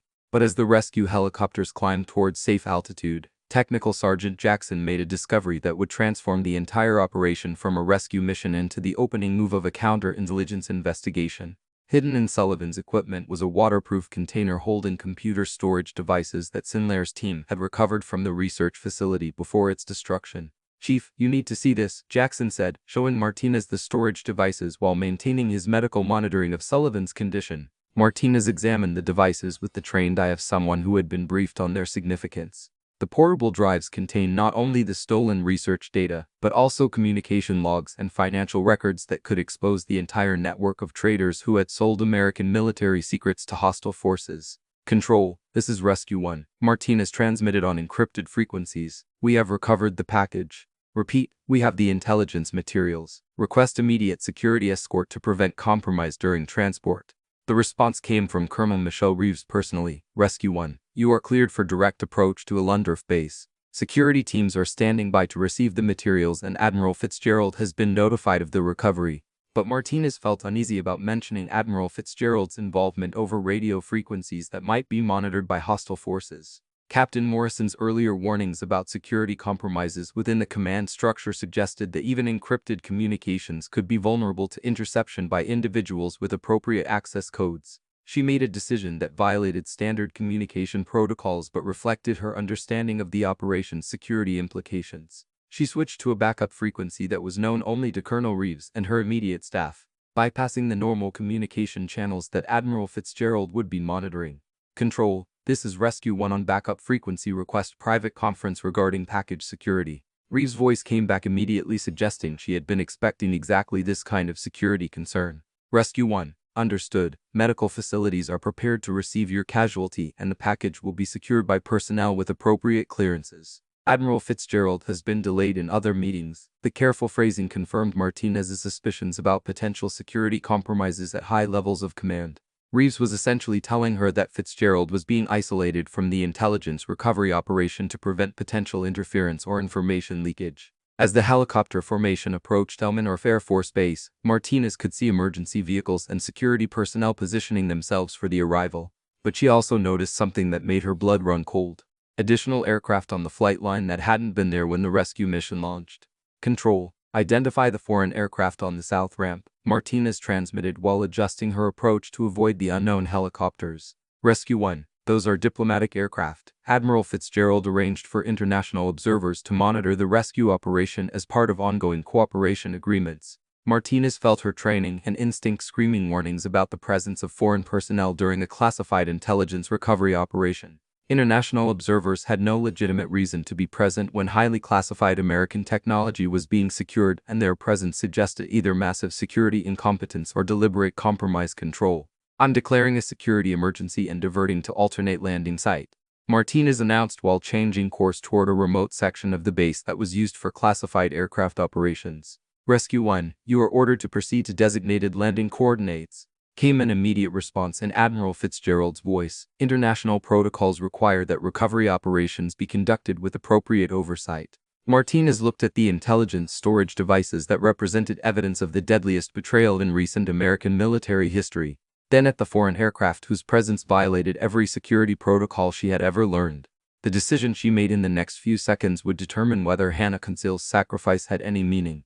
Quote, "This is Rescue 1. I am experiencing communication difficulties and cannot receive your transmissions," Martinez announced while flying toward the classified aircraft area where Colonel Reeves was undoubtedly arranging for secure handling of the recovered intelligence. Hey, it was a lie that could end her career, but it was also the only way to ensure that Hannah's sacrifice wouldn't be wasted through bureaucratic compromise or outright treason. The intelligence in her possession could expose a conspiracy that had already cost American lives and threatened to compromise military operations worldwide. Behind her, Sullivan was fighting for his life while medical personnel worked to stabilize his condition for emergency surgery. Beside her, Jackson was cataloging the intelligence materials that would either expose the traitors or disappear into a system that had already proven itself compromised. As Martinez approached the secure landing area, she realized that the real battle was just beginning. Hannah O'Neill had died to prevent enemy forces from escaping with stolen American technology, but the conspiracy that had enabled that theft was still active within the command structure that was supposed to protect American military secrets. The storm was finally beginning to weaken as the rescue helicopters settled onto the secure landing pad, but Martinez knew that clearing skies would only make the political storms ahead more dangerous. She had intelligence that could expose treason at the highest levels, but she also had enemies who would stop at nothing to prevent that exposure. Sullivan was rushed into emergency surgery, while Jackson secured the intelligence materials under the protection of personnel that Colonel Reeves had personally selected for their loyalty and security clearances. But Martinez could already see the political maneuvering beginning as various officials arrived to claim jurisdiction over evidence that could destroy careers and expose crimes that some people would kill to keep secret. The rescue mission was complete, but the fight for justice was just beginning. Hannah O'Neill had paid the ultimate price to deliver this evidence into American hands, and Martinez was determined to ensure that her sacrifice would finally expose the conspiracy that had betrayed American military technology to hostile forces. The question now was whether the American military justice system could be trusted to prosecute the traitors who had hidden within its own ranks, or whether political considerations would once again triumph over accountability and honor. The secure briefing room beneath Elmendorf's headquarters building hummed with the kind of tension that preceded either justice or cover-up.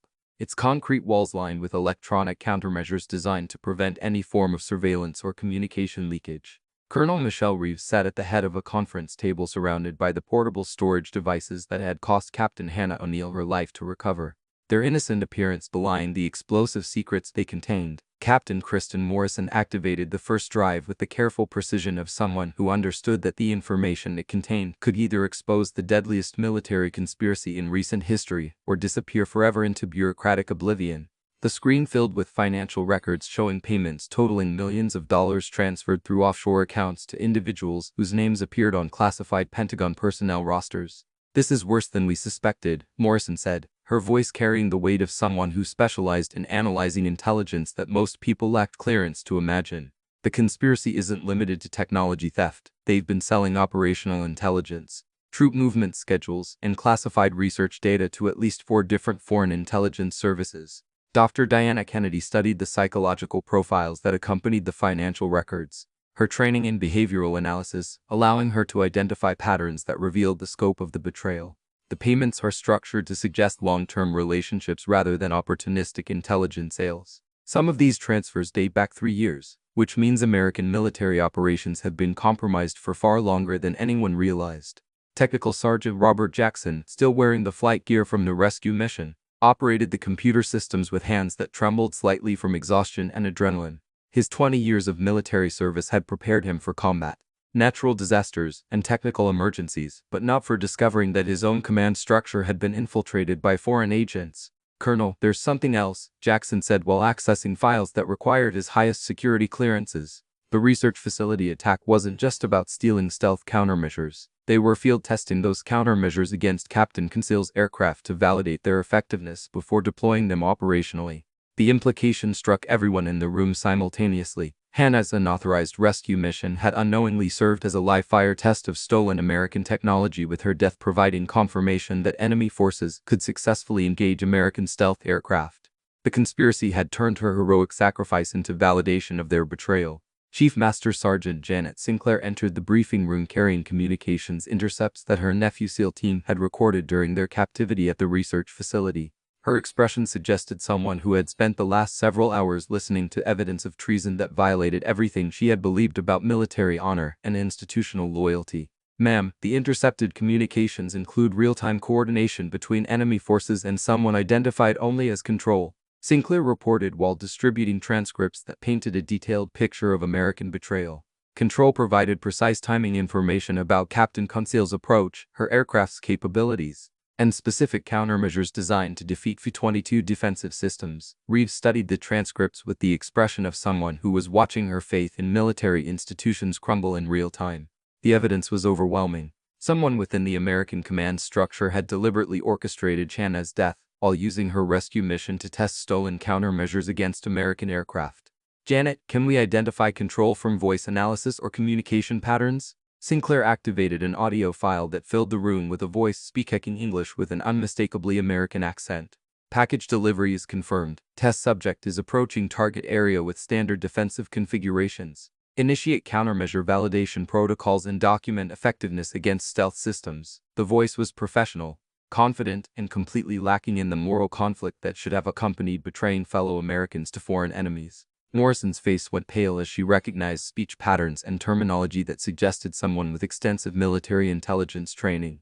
That's Admiral Timothy Fitzgerald, Morrison said quietly. I've attended enough briefings to recognize his voice, and the operational terminology matches his communication style. The revelation that a Navy admiral was actively coordinating with enemy forces to kill American personnel sent shockwaves through the assembled personnel. Fitzgerald held security clearances that provided access to virtually every classified military operation, making him capable of betraying American forces worldwide. Dr. Kennedy was analyzing behavioral patterns in the communication transcripts when her tablet chimed with an urgent message from base security. Colonel Admiral Fitzgerald is currently demanding access to this briefing room. He's claiming authority over the intelligence materials and threatening disciplinary action against anyone who interferes with his investigation. Reeves felt the walls closing in as she realized that the traitor was now actively moving to suppress evidence of his own crimes. Fitzgerald's rank and security clearances gave him legitimate authority over intelligence operations, making it difficult to refuse his demands without providing him with grounds for court-martial proceedings against everyone in the room. He can't be allowed access to this evidence, Morrison said with the urgency of someone who understood that exposure meant assassination for everyone involved. If Fitzgerald gains control of these materials, they'll disappear along with everyone who's seen them. Jackson was still analyzing the computer files when he discovered something that changed their tactical situation entirely. Colonel, there's a dead man switch protocol embedded in these files. If someone attempts to delete or modify the data, copies are automatically transmitted to predetermined recipients, including the FBI, congressional oversight committees, and international war crimes tribunals. The fail-safe mechanism had been designed by the research team as protection against exactly the kind of betrayal they had ultimately suffered. Even if Fitzgerald gained control of the original evidence, copies would already be beyond his reach, ensuring that the conspiracy would eventually be exposed regardless of what happened to the people in this room.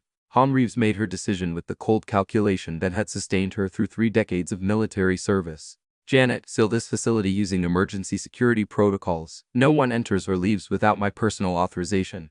Dr. Kennedy prepared detailed psychological profiles of all personnel involved in this conspiracy. Morrison began preparing briefing materials for immediate transmission to FBI counterintelligence.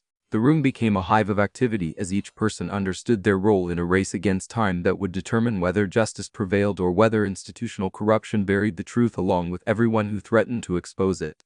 But their efforts were interrupted by the sound of heavy footsteps in the corridor outside, followed by Admiral Fitzgerald's voice demanding immediate access. Colonel Reeves, you are ordered to open this facility immediately. I have authority over all intelligence materials recovered during rescue operations, and your interference constitutes insubordination that could result in court-martial proceedings. Through the room's security monitors, they could see Fitzgerald accompanied by a full security detail, wearing sidearms and carrying equipment designed for forced entry operations. The Admiral wasn't making a request. He was prepared to use military force to gain access to evidence of his own treason. Morrison activated her secure communication device and began transmitting the intelligence files to predetermined recipients while Fitzgerald's security team prepared to breach the facility. Transmission initiated, complete intelligence packages being uploaded to FBI servers with copies going to congressional oversight and military justice authorities. Fitzgerald's voice came through the facility's intercom system with the authority of someone who had commanded military operations for decades. Colonel Reeves, you have 30 seconds to open this facility before I authorize entry by force. Your current actions constitute mutiny during wartime, which carries penalties up to and including execution. Kennedy looked up from her analysis with the expression of someone who had identified a pattern that explained everything about the current situation. Colonel Fitzgerald isn't just trying to suppress evidence, he's trying to eliminate witnesses before his foreign contacts extract him from American territory. The diplomatic aircraft on the flight line aren't observers, they're his escape route. The revelation that Fitzgerald was planning immediate extraction explained his willingness to use military force against American personnel. He had calculated that killing everyone in the facility would buy enough time for him to reach the diplomatic aircraft and flee to whatever country had been paying for his treason. Reeves activated the facility's emergency lockdown protocols while her people continued their desperate race to preserve evidence that had cost Hannah O'Neill her life to recover. Steel barriers descended to reinforce the facility's defenses, but everyone present understood that military security teams had equipment designed to breach any defensive system given sufficient time. How long until transmission is complete? Reeves asked while monitoring Fitzgerald's preparations for forced entry. 6 minutes for full upload, Morrison replied while her equipment worked to compress years of intelligence data into formats suitable for electronic transmission. But if they cut our communication links, the transmission will abort and we'll lose everything. Jackson was monitoring base communication systems when he detected something that confirmed their worst fears. Colonel, someone with administrative access is attempting to shut down our internet connections. They're trying to prevent the intelligence transmission while maintaining plausible deniability about technical failures. The final pieces of the conspiracy were falling into place as Fitzgerald used his legitimate authority to prevent exposure of his criminal activities. But the research team's dead man switch protocols had been designed by people who understood that institutional betrayal required extraordinary countermeasures. The files are configured to transmit through multiple channels simultaneously, Morrison announced while her systems continued uploading despite interference attempts. Even if they shut down military networks, we have civilian internet connections and satellite links that require different authorization codes to disable. Outside the facility, Fitzgerald's security team was setting up breaching charges designed to penetrate reinforced concrete barriers. The admiral had decided that eliminating witnesses was worth the risk of creating a domestic terrorism incident that would require extensive explanation to congressional oversight committees. But as the charges were prepared for detonation, Master Sergeant Joseph Brennan arrived with a security detail composed entirely of personnel who had supported Chanad's unauthorized rescue mission. The maintenance chief carried bolt cutters and electronic devices designed to disable military equipment. His 23 years of experience providing him with detailed knowledge of every system Fitzgerald might use to prevent evidence transmission. Colonel, we've got problems with the base's main power grid, Brennan announced over the intercom while his team began systematically disabling electrical systems that Fitzgerald needed to maintain communication with his extraction aircraft. Looks like we'll need to run on emergency power for the next several hours while we troubleshoot the issues. The carefully orchestrated sabotage bought precious time for intelligence transmission while denying Fitzgerald the resources he needed to coordinate his escape. But everyone involved understood that they were now actively engaged in what amounted to military mutiny against a flag officer. Regardless of the justification provided by evidence of his treason, as the transmission completion counter approached 90, Fitzgerald made his final gambit. All personnel in the secured facility, you are hereby ordered to surrender immediately or face charges of mutiny, treason, and violation of national security statutes. This is your final warning before I authorize the use of lethal force. Morrison looked at the upload status showing 30 seconds remaining, while Reeves prepared to give the order that would either save American military honor or destroy everyone who had chosen principle over survival. The evidence that Hannah O'Neill had died to recover was finally reaching people with the authority to act on it. But only if the next 30 seconds didn't end in gunfire and cover-up. The storm outside had finally passed, but the tempest of justice versus corruption was just reaching its climax in the buried facility, where a handful of military personnel were making their final stand for the principles that Hannah had believed were worth dying to defend. The explosion that tore through the facility's outer security door sent shockwaves through the concrete structure like an earthquake designed by human malice. Admiral Timothy Fitzgerald led his security team through the breach with the practiced efficiency of someone who had conducted similar operations in foreign countries. but never against American personnel on American soil. His expression showed no trace of the moral conflict that should have accompanied ordering lethal force against fellow service members. Secure the intelligence materials and eliminate any personnel who resist, Fitzgerald commanded while advancing through smoke and debris toward the inner facility where Colonel Reeves and her team were making their final stand. This is a matter of national security that requires immediate resolution. Captain Morrison's transmission indicator showed 97.0% complete when the facility's main power grid failed, plunging the underground complex into darkness, illuminated only by emergency lighting and the glow of computer screens. But Morrison's equipment continued operating on battery power, while satellite communication systems maintained their connection to FBI servers despite the electrical sabotage. Transmission at 98. Morrison announced while her fingers flew across keyboard shortcuts designed to maintain data flow even under adverse conditions. 30 more seconds and everything Hannah died for will be permanently preserved. Technical Sergeant Jackson activated night vision equipment while establishing defensive positions around the computer terminals that represented their only hope for justice. His combat experience in Afghanistan had prepared him for situations requiring violence in defense of American interests. But never had those interests been threatened by American flag officers attempting to cover up their own treason. Dr. Kennedy worked frantically to complete psychological profiles that would help FBI investigators understand the full scope of the conspiracy's recruitment methods and operational procedures. Her analysis revealed patterns suggesting that Fitzgerald had specifically targeted military personnel with financial difficulties, family problems, or career disappointments, exploiting their vulnerabilities to gradually recruit them into treason. He's been running a sophisticated intelligence operation for at least 5 years, Kennedy reported while her analysis programs processed communication patterns and behavioral indicators. The conspiracy includes personnel at multiple bases in various service branches with coordination that suggests foreign intelligence training and support. Chief Master Sergeant Sinclair monitored security cameras that showed Fitzgerald's team advancing through the facility's corridors with weapons drawn and night vision equipment activated. Their movement patterns indicated special operations training that exceeded normal security personnel capabilities, suggesting that some of Fitzgerald's supporters were foreign agents embedded within American military units. "Colonel, they're moving like professionals with detailed facility blueprints," Sinclair observed while tracking the approaching threat. Someone provided them with architectural plans and security protocols that aren't available through normal channels. The revelation confirmed that the conspiracy had tentacles reaching throughout the military infrastructure, with traders positioned to provide support for operations like the current evidence suppression attempt. But Morrison's transmission continued despite increasing interference as Fitzgerald's team deployed electronic countermeasures designed to disrupt communication systems. 99.0% complete, Morrison announced with the relief of someone who could see salvation within reach. "Whatever happens to us, the evidence will survive," Fitzgerald's voice echoed through the facility's intercom system as his forces prepared for the final assault.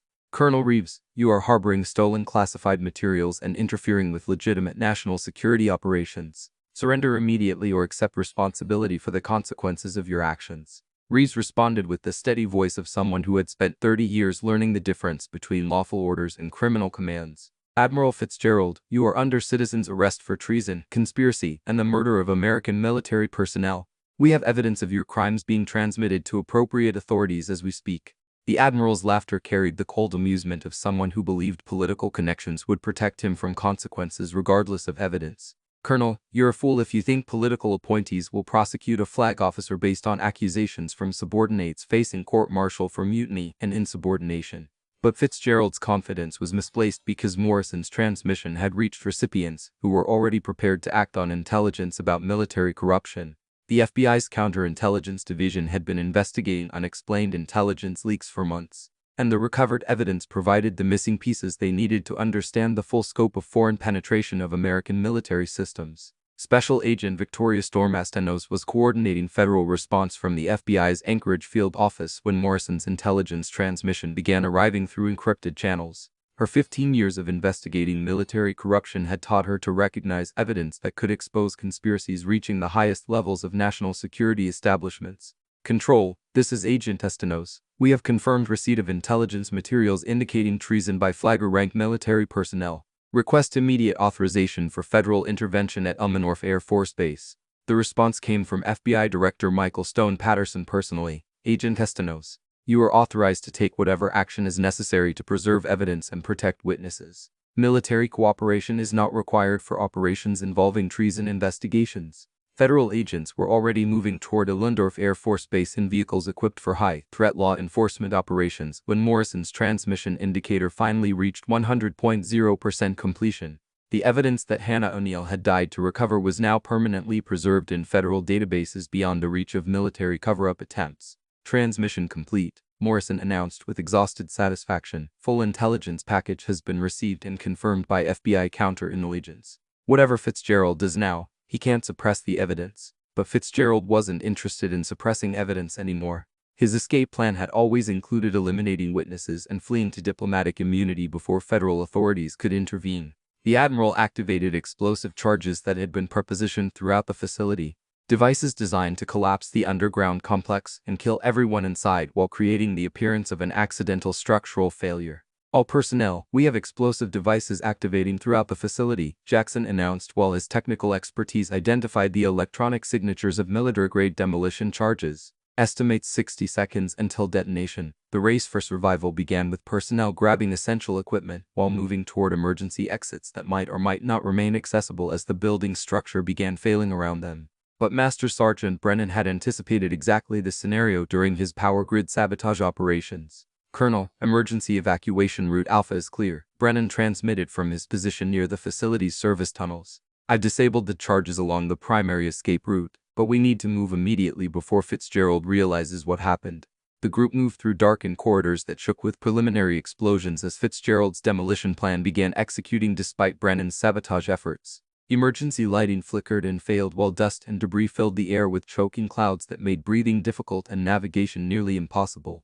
Dr. Kennedy carried the psychological analysis files while Jackson secured the computer equipment that contained backup copies of the transmitted intelligence. Morrison maintained communication with FBI agents who were now approaching the base perimeter with federal warrants authorizing them to arrest anyone interfering with their investigation. Agent Asinos, this is Morrison. We're evacuating the underground facility under explosive attack by Admiral Fitzgerald.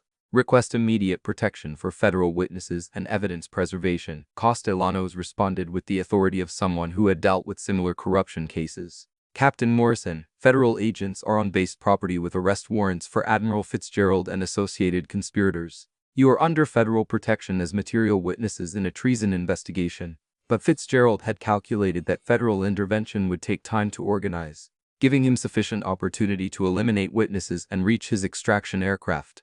What he hadn't anticipated was the speed with which FBI counterintelligence could mobilize when provided with evidence of ongoing national security crimes. Federal agents surrounded the diplomatic aircraft that Fitzgerald had planned to use for his escape, arresting flight crews and foreign diplomatic personnel who lacked immunity for participating in espionage operations against American military facilities.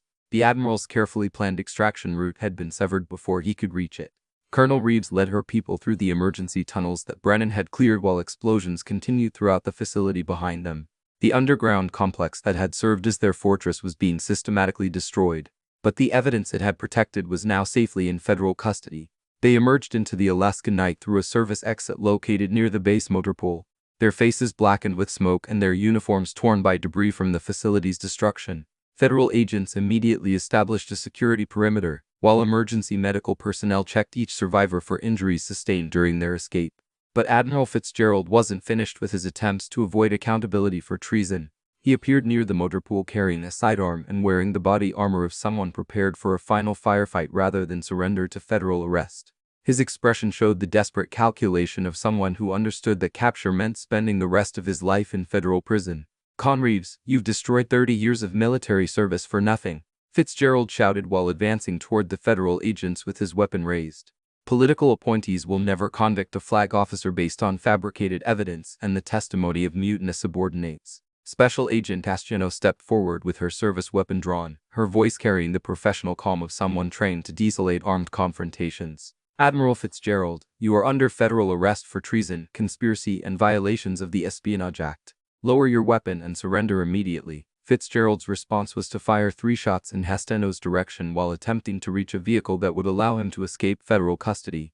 But FBI agents had positioned themselves to control all possible escape routes, and his resistance was met with professional efficiency that left him wounded and in federal custody within seconds. As medical personnel treated Fitzgerald's gunshot wounds while federal agents read him his constitutional rights, Colonel Reeves realized that Hannah Conceal's sacrifice had finally achieved its objective. The conspiracy that had betrayed American military technology to foreign enemies was exposed. The traitors were in custody, and the evidence was permanently preserved beyond the reach of political manipulation. But the admiral's final words as he was loaded into a federal medical transport suggested that the conspiracy reached even deeper into American military and political establishments than anyone had suspected. "You have no idea how many of us there are or how high this goes. Prosecuting me will expose secrets that your own government will kill to protect." As federal agents secured the crime scene and began the massive investigation that would unravel years of institutional betrayal, Reeves looked up at the clear Alaskan sky where stars were finally visible after the storm's passage. Somewhere in that darkness, the wreckage of Chanis Fu-22 lay buried in snow that would preserve it as a memorial to the ultimate sacrifice made in defense of American military honor. The conspiracy had been exposed, the traitors were in custody, but the full scope of institutional corruption was only beginning to be understood. Hannah O'Neill had died believing that some principles were worth any sacrifice, and her faith was about to be tested by a justice system that would now determine whether her sacrifice had any lasting meaning. 6 months after the storm that changed everything, Staff Sergeant Lucas Sinclair stood at attention in the Rose Garden of the White House, his dress blue uniform bearing new decorations that reflected heroism born from betrayal and sacrifice. President Margaret Honor Williams held the Medal of Honor that would be awarded posthumously to Captain Hannah Viper O'Neill, the citation reading like a testament to the principle that some duties transcend orders, regulations, and personal safety. Captain Conceal's unauthorized mission resulted in the exposure of the most significant military intelligence compromise in American history. The president announced to assembled media representatives and military personnel who had gathered to witness justice finally rendered. Her sacrifice prevented the escape of traitors whose activities had already cost dozens of American lives and threatened to compromise military operations worldwide. The ceremony took place under autumn skies that reminded Sinclair of the Arctic storm through which Hannah had flown to save his team and expose the conspiracy that had nearly destroyed them all. Captain Kyle Sullivan stood nearby, his recovery from near-fatal injuries serving as a living testament to the medical care made possible by Hannah's determination to reach them before enemy forces could complete their mission. Dr. Diana Kennedy watched from the military section as Special Agent Victoria Castellanos received the FBI's highest civilian honor for her role in unraveling a conspiracy that had ultimately implicated 17 military personnel, 4 defense contractors, and 2 members of Congress in the systematic theft and sale of classified American military technology. The investigation that began with Hannah's sacrifice had exposed corruption reaching levels that few Americans could have imagined. Admiral Timothy Fitzgerald was serving the first year of a life sentence in federal prison, his fall from flag rank to convicted traitor, representing the ultimate consequence of choosing foreign money over American honor. But his conviction had been only the beginning of prosecutions that were still ongoing as federal investigators continued discovering the full scope of institutional betrayal that had infected American military and political establishments. Colonel Michelle Reeves, now promoted to Brigadier General, approached the podium to deliver remarks that would be remembered for their insight into the moral courage required to choose principle over convenience. Her 31 years of military service had taught her to recognize the difference between following orders and serving justice, a distinction that had been tested beyond all previous experience. Captain Conceal's actions remind us that military honor sometimes requires violating military regulations. Reeves said to an audience that included families of the personnel she had saved and federal prosecutors who had used the evidence she recovered to dismantle an international espionage network. She understood that her oath to support and defend the Constitution against all enemies, foreign and domestic, meant exactly what it said. Master Sergeant Joseph Brennan stood with the maintenance personnel who had supported Hannah's unauthorized mission, each of them having faced court-martial proceedings that were ultimately dismissed when federal prosecutors confirmed that their actions had been essential to exposing treason at the highest levels. Brennan's sabotage of Admiral Fitzgerald's escape attempt had prevented the conspiracy from disappearing into diplomatic immunity and international protection. Chief Master Sergeant Janet Sinclair held her nephew's Purple Heart, awarded for wounds received during the research facility attack that had been designed to test stolen American countermeasures against American aircraft. The family's military tradition continued through service members who understood that sometimes the greatest honor came from disobeying orders that violated fundamental principles of military duty. Captain Kristen Morrison received the Intelligence Community Medal of Valor for her role in preserving and transmitting evidence that had exposed foreign penetration of American military systems. Her analysis of the conspire's communication patterns had revealed recruitment methods that foreign intelligence services were using to corrupt American military personnel worldwide, leading to security improvements that protected thousands of service members from similar exploitation. As the ceremony concluded with the playing of taps for a pilot who had chosen death over abandoning fellow Americans, the assembled witnesses understood that they were honoring more than individual heroism. Hannah Conceal's sacrifice had exposed institutional failures that threatened the foundation of American military effectiveness, and her example had inspired reforms that strengthened democratic control over military operations. The recovered research facility contained technology worth billions of dollars in defense applications, but its theft had revealed vulnerabilities in American security systems that were now being systematically addressed. Foreign intelligence services had lost their primary sources within American military establishments, and new security protocols were preventing the kind of long-term penetration that had made the conspiracy possible.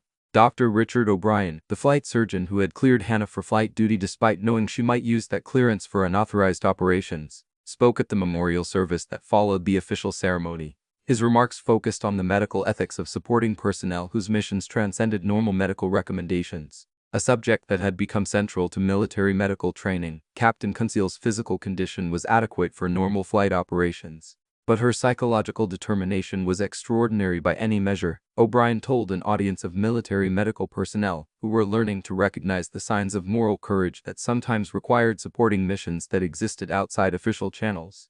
My duty was to ensure she could safely operate her aircraft. Her duty was to decide how that capability should be used.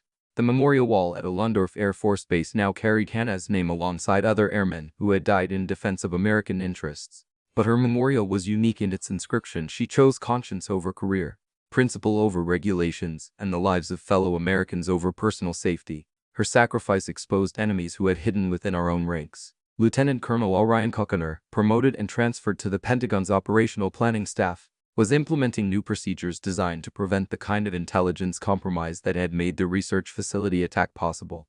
His experience with Hannah's unauthorized mission had taught him to recognize when standard procedures failed to serve American interests and when individual judgment had to supersede institutional processes. Captain Sarah Martinez, the Pavehawk pilot who had led the rescue operation, was now training military pilots in procedures for operating during counterintelligence emergencies. Her decision to divert from compromised landing zones while preserving evidence had become a case study in mission command that prioritized substance over form when national security was at stake.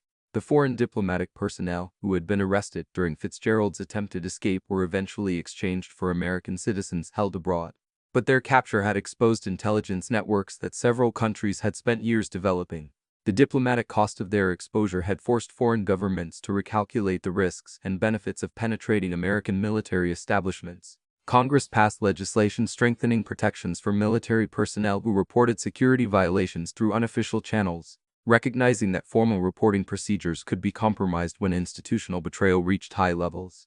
Hannah's example had demonstrated that sometimes the greatest service to American interests required violating American military regulations. As winter returned to Alaska, the site where Hannah's F-22 had impacted the enemy helicopter remained marked by a memorial cairn built from stones that pilots left when flying over the area. The remote location had become a pilgrimage site for aviators who understood that military aviation sometimes required sacrifices that transcended normal concepts of duty and obedience. The F-22 program implemented new security procedures based on lessons learned from the technology theft that had enabled enemy forces to engage American stealth aircraft. Hannah's experience had revealed vulnerabilities in American air superiority that were now being systematically addressed through improved countermeasures and operational security. Staff Sergeant Lucas Sinclair completed his testimony to congressional investigators who were examining institutional failures that had allowed the conspiracy to operate undetected for years. His first-hand experience with the betrayal had become essential evidence for security reforms that were preventing similar compromises throughout the military establishment. The research facility was rebuilt with enhanced security measures that reflected understanding of threats posed by enemies who possessed detailed intelligence about American defensive procedures. The new facility included countermeasures designed to defeat the kind of coordinated assault that had compromised the original installation. But perhaps the most significant memorial to Hannah's sacrifice was the change in military culture that her example had inspired. Young officers throughout the military were learning that sometimes the greatest service to American interests required challenging institutional authority when that authority had been compromised by foreign influence or political corruption. As the first anniversary of the storm approached, Colonel Reeves received reports that foreign intelligence services were finding it increasingly difficult to recruit American military personnel for espionage operations. Hannah's example had become a cautionary tale about the consequences of betraying fellow service members. While her sacrifice had inspired a generation of military personnel to prioritize principle over personal advancement, the Arctic preserved her aircraft's wreckage as a monument to the principle that had motivated her final mission, that American military personnel deserved leaders who would risk everything to bring them home safely. Her sacrifice had exposed enemies who had hidden within American institutions, but more importantly, it had reaffirmed the values that made those institutions worth defending. In the end, Captain Hannah Viper O'Neill had achieved something that no enemy force could defeat. She had proven that individual conscience, when guided by unwavering principle, could triumph over institutional corruption and foreign betrayal. Her unauthorized mission had cost her life, but it had saved the honor and effectiveness of the military she had sworn to serve. The storm had passed, the traitors were imprisoned, and American military technology was secure. But Hannah's greatest legacy was the understanding that freedom's defense sometimes required breaking the rules that freedom had created. And the true military honor meant serving principles that transcended any particular order, regulation, or career consideration. She had flown into hell to save 6 lives and had ended up saving the soul of the American military itself. The end. Up next, 2 more incredible stories are waiting for you right on your screen. If you enjoy this one, you won't want to miss this. Just click to watch, and don't forget to subscribe.